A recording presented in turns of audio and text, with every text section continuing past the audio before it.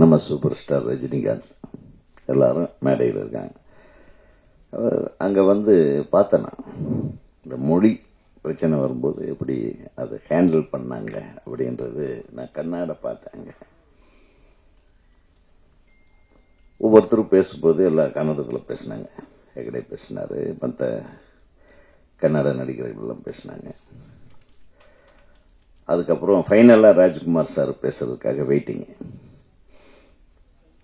Rajini sir பேசல, அதுக்கு முன்னாடி இந்த அம்மா பேசுறாங்க. யாரு? சவுகார் ஜானகி அம்மா வந்து அவங்க அழகா கன்னடத்தில் ஆரம்பிச்சு தமிழ்ல பேச ஆரம்பிச்சாங்க. ஒரே சவுண்ட் விட்டாங்க.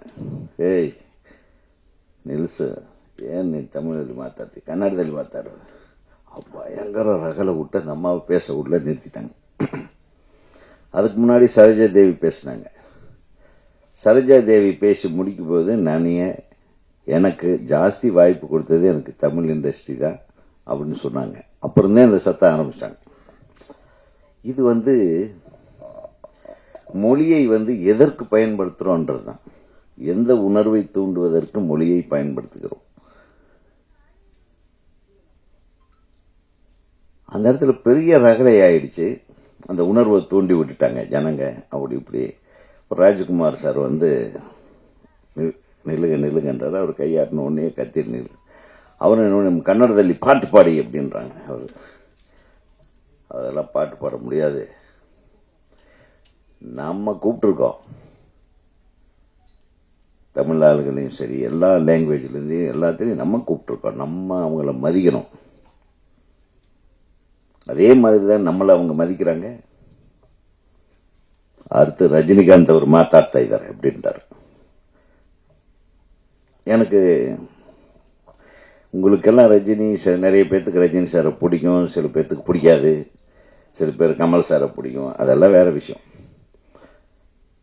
என்னை வியக்க வைத்த ஒரு மனிதர். அப்போ பெரிய ரஜினி சார் ஃபேன் இல்லை. அப்போ ரஜினி சார் படம்னா விரும்பி பார்ப்பேன். அப்பெல்லாம் நம்ம எல்லாம் சிவாஜி ஃபேன் தான். நான் ரஜினி சார் அன்னைக்கு பேசின ஒரு ஸ்பீச் இருக்கு பாருங்க, எக்ஸ்ட்ராடினரி ஸ்பீச். அது அவரே ஞாபகம் வச்சிருக்காருன்னு தெரியாது எனக்கு. என் மனசுல செம்ம கிளாப்ஸ். அவர் என்ன பேசியிருப்பாருன்னு நினைக்கிறீங்க? நான் சொல்றேன். கன்னடத்தில் பேசினார். கன்னடத்தில் பேசும்போது சொன்னாரு, நான் வந்து இங்க கண்டக்டரா. அவருடைய கதையை சொன்னார். தேவரு ராஜ்குமார் அவர் என்ன கூப்பிட்டு, நீ எல்லாம் கருப்பா இருக்க, நீ எல்லாம் நடிகனாக முடியாது, போடா வேற ஏதாச்சும் வேலை பாடுறன்னு துரத்தி விட்டாரு என்ன அப்படின்னாரு. கன்னடத்தில் சொன்னார். ஆனா என்ன கூப்பிட்டு நடிக்க வச்ச ஒரே ஆளு பாலச்சந்தர் சார் தானே அப்படின்னா. எல்லாம் அமைதி ஆயிட்டாங்க. ஒரு விஷயத்தை மட்டும் சொல்றேன். லாங்குவேஜ்ங்கிறது நம்ம நினைக்கிறத அடுத்தவங்களுக்கு கம்யூனிகேட் பண்ற ஒரு கம்யூனிகேஷன் இன்ஸ்ட்ருமெண்ட். நான் என்ன நினைக்கிறேன்றது உங்கள்கிட்ட சொல்றதுக்காக பயன்படுத்தக்கூடிய ஒரு டூல்.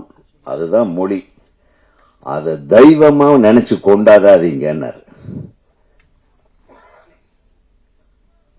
மொழி என்பது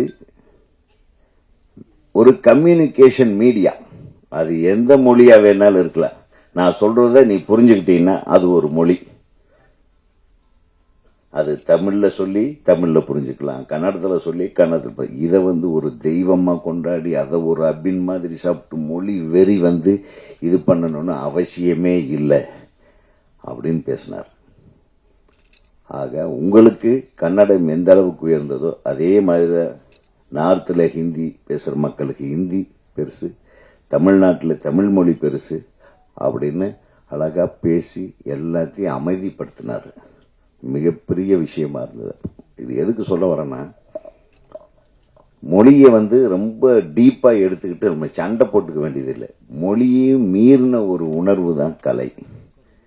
இந்த கலைக்கு, அதுவும் குறிப்பா திரைப்பட கலைக்கு மொழி வந்து ஒரு இடைஞ்சலாகவோ ஒரு தடங்கலாகவோ ஒரு பிரச்சனையாகவோ இருக்கக்கூடாது. அது இருக்கல.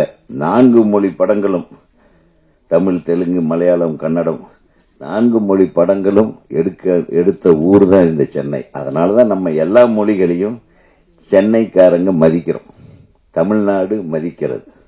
4 மொழிகளையும் வளர்த்த பெருமை தமிழ் மொழிக்கு உண்டு. செய்திகளை உடனுக்குடனும் துல்லியமாகவும் தெரிந்து கொள்ள சப்ஸ்கிரைப் பண்ணுங்க.